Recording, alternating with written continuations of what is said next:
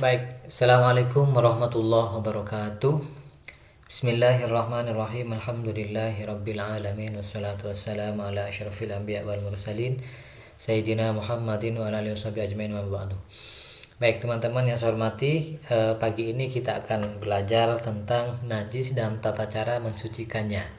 Ini salah satu bagian dari materi yang sangat penting juga, karena kita akan sering bersinggungan dengan najis dan bagaimana cara mensucikannya dalam kehidupan sehari-hari. Baik, kita akan langsung masuk ke dalam kitab Fathul Qorib. Bismillahirrahmanirrahim. Qala al-muallif rahimahullahu taala wa taghammadanallahu taala bi ulumihi wa barakatihi fid dharain amin. Bismillahirrahmanirrahim. Faslun fi bayani ahkamin najasati wa izalatiha. Faslun, adapun ini pasal menjelaskan tentang fi bayani ahkamin najasati, di dalam menjelaskan ya ahkamin najasati, hukum-hukum najis ya, hukum-hukum najis ya, wa izalatiha, dan bagaimana cara menghilangkan najis. Izalah itu menghilangkan ya. Wa kullu ma'in, dan utawi adapun tiap-tiap benda cair ya. Kharaja, yang keluar, apa kullu ma'in minas sabilaini, dari dua jalan ya. Maksudnya dari kubul dan dubur. Iku najisun, najis. Setiap benda cair yang keluar dari kubul maupun dubur itu najis ya. Illal maniya, kecuali mani. Kalau mani enggak najis ya. Andaikan misalkan teman-teman pakaiannya atau sarungnya kena mani, kemudian mau dibawa sholat, itu sebetulnya sah sholatnya. Tetapi kalau sholat itu sebaiknya menurut penjelasan para ulama ala ihsani hayatihi. Sholat itu kan ya menghadap Tuhan, jadi ya gimana pakaiannya harus yang bagus, yang tidak ada kotoran di situ. Terus waghaslu jami'il abwali wal awrati wajibun. Adapun membasuh ya, membasuh semua kencing ya, wal awrati, dan kotoran ya, berarti BAB ini ya, iku wajibun, wajib ya. Membasuh semua kotoran yang keluar dari kubul dan dubur itu hukumnya wajib. Kenapa wajib? Karena kita punya kewajiban sholat tidak boleh terkena najis ya. Mala yatimmul wajib illa bihi fahuwa wajibun ya. Sesuatu yang wajib yang tidak bisa sempurna karena satu hal, maka satu hal ini nanti ikut wajib. Misalkan sholat itu tidak sempurna kecuali membersihkan najis, maka karena sholat itu wajib, maka membersihkan najis itu juga ikut wajib. Nah, jadi begitu penjelasan para ulama. Mala yatimul wajibu illa bihi fahuwa wajibun. Sesuatu yang wajib jika tidak bisa sempurna oleh sesuatu, maka sesuatu itu juga akan ikutan menjadi wajib. Illa baulus sabi, kecuali kencingnya anak laki-laki kecil ya, bayi laki-laki, dengan syarat alladzi lam yakulit ta'ama, yang tidak makan makanan. Jadi pipisnya anak laki-laki, bayi laki-laki yang masih umur antara rentang 1 sampai, biasanya kalau MPASI itu kan 6 bulan ya. Dari umur dari bayi baru lahir sampai umur 6 bulan kan biasanya itu konsumsinya ASI terus ya, air susu ibu ASI terus. Jadi selama tidak mengonsumsi MPASI ya, MPASI itu makanan pendamping ASI. Jadi selama tidak mengkonsumsi MPASI, maka pipisnya anak laki-laki, bayi laki-laki itu cara mensucikannya mudah sekali. Fa innahu, karena maka sesungguhnya baulus sabiyi alladzi lam yakulit ta'am, fa innahu, maka sesungguhnya kencingnya anak laki-laki yang tidak makan makanan kecuali ASI, yathuru, bisa suci. Apa pipisnya bayi laki-laki tadi biroshil ma'i, hanya dengan memercikkan air ya. Jadi nggak usah disiram, nggak apa-apa, cuman dipercikkan air ya, dipercikkan air kepada pipisnya itu, alaihi, kepada pipisnya itu sudah suci.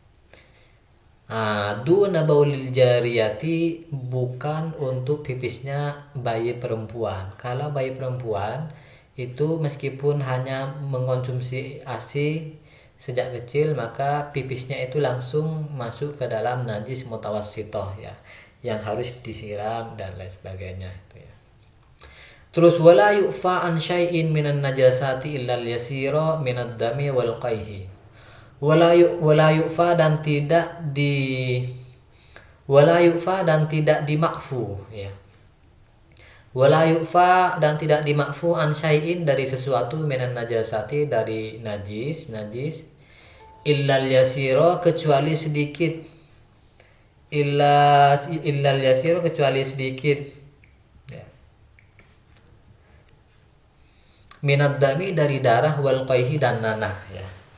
Jadi ada najis yang dimakfu. Dimakfu itu sebetulnya aslinya najis, tetapi dimaafkan atau ditolerir atau diberikan keringanan, ini menjadi tidak najis. Contohnya apa? Misalkan ada darah tapi sedikit ya. Misalkan teman-teman luka tapi sedikit, itu kemudian diusap, itu nggak usah dibasuh, nggak apa-apa, karena darahnya sedikit, itu dimakfu. Atau kena baju tetapi sedikit ya, sedikit. Wal qayhi, dan nanah, misalkan teman-teman punya borok apa ya, korengan, terus nanahnya keluar sedikit, nah itu meskipun najis itu dimakfu ya, dengan catatan sedikit. Wama la nafsalahu, wama, dan sesuatu, la nafsalahu, yang tidak ada badan ya, lahu sa'ilatun, yang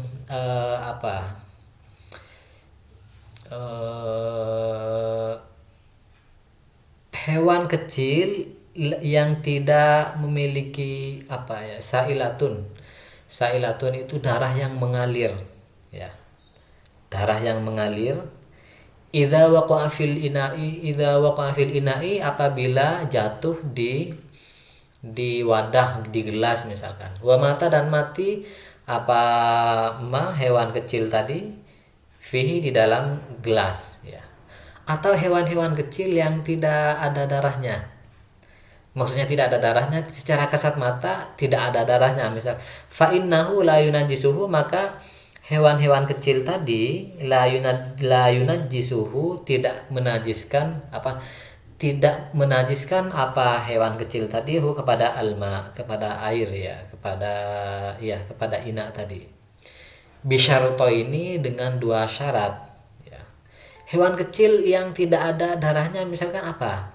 Misalkan lalat itu kan kita tidak tahu, apakah tidak melihat ya, apakah lalat itu ada darahnya.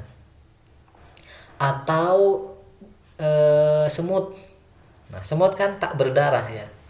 Apa pernah teman-teman misalkan matanya semut tiba-tiba keluar berdarah-darah? Nggak ada, semut itu nggak berdarah. Maka hewan seperti lalat atau semut itu kalau nemplok di cangkir, di gelas teman-teman, nah misalkan ya, kemudian mati di situ, itu kan bangkai aslinya, bangkai najis, tetapi itu dimakfu karena kecil ya. Tetapi meskipun kecil, illa bisyarto, ini kecuali dengan bisyarto ini dengan dua syarat.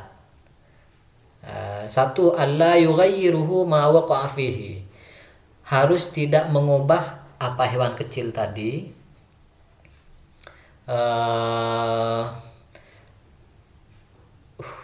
sesuatu yang jatuh di dalamnya. Jadi sesuatu yang jatuh di dalam air, di dalam gelas misalkan, itu tidak merubah ya, tidak merubah warna, bau. Misalkan nyamuk ya, nyamuk yang baru, misalkan gelas, ini ada gelas, segelas air, ada nyamuk ya. Kalau nyamuknya itu, katakanlah mungkin nyamuknya itu belum makan ya. Kalau belum makan kan belum ada darahnya. Tetapi kalau nyamuknya misalkan baru makan, kalau nyamuk baru makan dan kenyang, itu kan perutnya itu kan agak mengembung gitu ya, karena di situ diisi darah. Nah kalau yang itu yang jatuh kemudian eh, merubah ini, merubah warna air, maka itu najis ya. Jadi syaratnya itu sesuatu yang kecil itu, hewan yang kecil yang jatuh tadi itu tidak merubah warna air. Kemudian syarat yang kedua, walam yatrahu tarihun, dan tidak melempar kepada kepada wadah air tadi, sopotorihun, orang yang melempar. Artinya matinya lalat dan matinya semut tadi itu bukan dilempari, bukan dimasuki. Jadi misalkan ada lalat nih, kita petik, kita bunuh ya, bahasanya kayak ini. Ya kita bunuh kemudian kita lempar di gelas. Nah kalau itu nggak dimakfu, itu berarti najis. Artinya yang dimakfu itu, karena dimakfu itu kan dimaafkan, itu kalau terjadi secara natural. Dia nemplok sendiri kemudian mati sendiri di situ, kemudian ada di situ. Jadi lalat sama semut yang mati di dalam minuman kita itu tidak menajiskan kecuali disengaja. Nah itu. Terus wal hayawanu kulluhu tahirun. Wal hayawanu, dan adapun semua hewan, kulluhu semuanya hayawan, iku tahirun suci. Illal kalba, kecuali anjing, wal khinziro, dan babi. Wama tawallada, dan hewan tawallada yang diperanakkan, minhuma, dari anjing dan babi, au min ahadihima, atau dari keduanya anjing dan babi, ma'hayawanin tahir, beserta hewan-hewan yang suci. Misalkan ada peranakan anjing dan kambing, misalkan dikawinkan kemudian lahir anak, nggak tahu anaknya itu mirip anjing apa mirip kambing, tetapi anak yang lahir dari perkawinan anjing dan kambing itu akan menjadi najis ya. Tapi kayaknya nggak ada kerjaan kalau mengawinkan anjing dan kambing itu ya, nggak ada kerjaan aja. Baik, wal maitatu, dan adapun bangkai ya, kulluha semuanya maitah, najisatun ialah najis. Semua bangkai itu hukumnya najis ya. Termasuk tadi itu bangkai semut itu aslinya najis, tetapi tadi dimakfu dia. Illas samaka, kecuali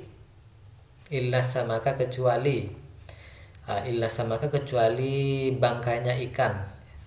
Ikan itu nggak usah disembelih teman-teman ya, nggak usah disembelih, itu sudah suci sendiri, mati sendiri. Wal jaroda, dan belalang. Nah ini di daerah mana yang banyak makanan belalang itu, belalang gurih. Kalau nggak salah di Gunung Kidul itu banyak yang jual makanan belalang, itu nggak apa-apa, halal. Wal adamiyah, dan manusia kalau sudah meninggal itu tidak najis ya. Wayusalul ina'u, dan dibasuh. Ini aslinya yaghsilu, membasuh, kemudian fiil mudhari'nya dibuat menjadi majhul ya. Majhul itu dipasifkan. Dumma awwaluhu wa futiha ma qabla akhirih. Cara mempasifkan fiil mudhari' itu didommahkan awalnya, kemudian sebelum terakhir dibikin fathah. Yughsalu, dibasuh. Misalkan kata yadribu itu artinya memukul. Kalau dipukul yudrobu ya. Gitu ya. Wa yusalul ina'u, dan dibasuh opo al ina'u, wadah yang ada airnya, min wulughil kalbi, dari jilatan anjing, wal khinziri, dan babi, sab'a marratin, 7 kali. Kalau ada najis anjing dan babi itu dibasuhnya 7 kali. Ihdahunna biturab, salah satunya dicampur dengan abu atau huri yang suci. Wa yusalu, dan dicuci min sa'irin najasati, dari sisa-sisa najis yang lain selain al-kalbu wal khinzir ini, marrotan wahidatan, hanya 1 kali. Ta'ti alaihi, yang datang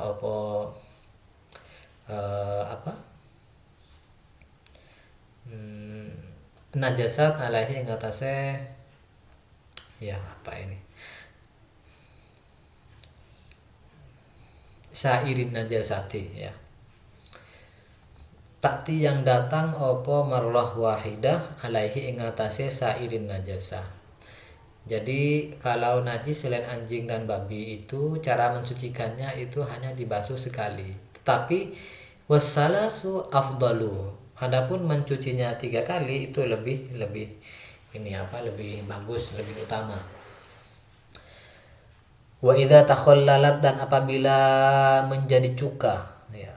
Opo al khamratu khamr binafsiha, dengan dirinya khamr, tahurat maka suci apa khamr. Ini yang dimaksud khamr di sini adalah dulu di dalam tradisi masyarakat Arab itu ada perasan anggur. Perasan anggur itu biasanya dijadikan menjadi bahan dasar khamr. Tetapi khamr itu, khamr yang dari perasan anggur itu kalau dibiarkan ya, artinya dibiarkan secara alami, lama-lama dia menjadi cuka. Jadi proses fermentasi itu jadi cuka ya. Jadi kalau ada khamr dari perasan anggur kemudian dibiarkan secara mandi, secara natural, kemudian dia menjadi cuka, maka suci dia. Wa in khullilat bi tarhi syai'in fiha lam tathur. Wa in khullilat, apabila dijadikan cuka ya.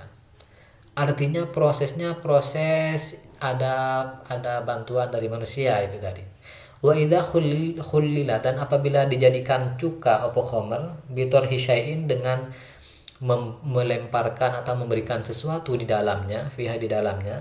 Jadi ada anggur khamr kemudian dikasih bahan apa sehingga menjadi cuka, itu tidak boleh. Hukumnya ini apa, hukumnya najis nanti, lam tatur, maka dia tidak bisa suci. Jadi itu teman-teman tentang najis ya. Maka para ulama membagi najis itu 3. Yang pertama najis mukhaffafah yang dijelaskan di awal tadi. Contohnya pipisnya bayi laki-laki yang hanya minum ASI, air susu ibu, dan belum makan makanan lain ya, makanan pendamping ASI atau MPASI. Cara mensucikannya hanya dengan memercikan air ya, memercikan air ke najis tersebut. Nah, yang kedua ini adalah najis mutawassithah ya, atau najis sedang, seperti darah, bangkai, nanah, khamr, air seni, telek, itu juga kotoran manusia dan binatang, itu masuk dalam kategori najis sedang ya. Cara mensucikannya dengan menghilangkan rupanya, jadi rupanya sampai hilang, kemudian baunya dan rasanya. Nah, bagaimana cara mengetahui hilang rasanya? Dikira-kira saja aja, nggak usah dirasain. Dari najis tersebut dengan air ya, dibersihkan dengan air. Ini najis mutawassithah, cara menghilangkannya, cara mensucikannya dengan menyiram dengan pakai air sampai hilang bau, kemudian rasa sama rupanya itu ya, ainun najasahnya. Baru yang terakhir adalah najis mughalladah, najis berat, seperti najisnya anjing dan babi. Cara mensucikannya dengan membasuhnya 7 kali, dan salah satunya dicampur dengan debu atau tanah gitu ya. Ini macam-macam najis yang perlu kita ketahui, karena di dalam setiap keseharian kita tidak bisa terlepas dari yang namanya najis ini. Jadi kita harus paham betul bagaimana tata cara menghilangkan dan mensucikan najis. Baik, terima kasih atas perhatiannya teman-teman, mudah-mudahan bermanfaat. Akhirul kalam, assalamualaikum warahmatullahi wabarakatuh.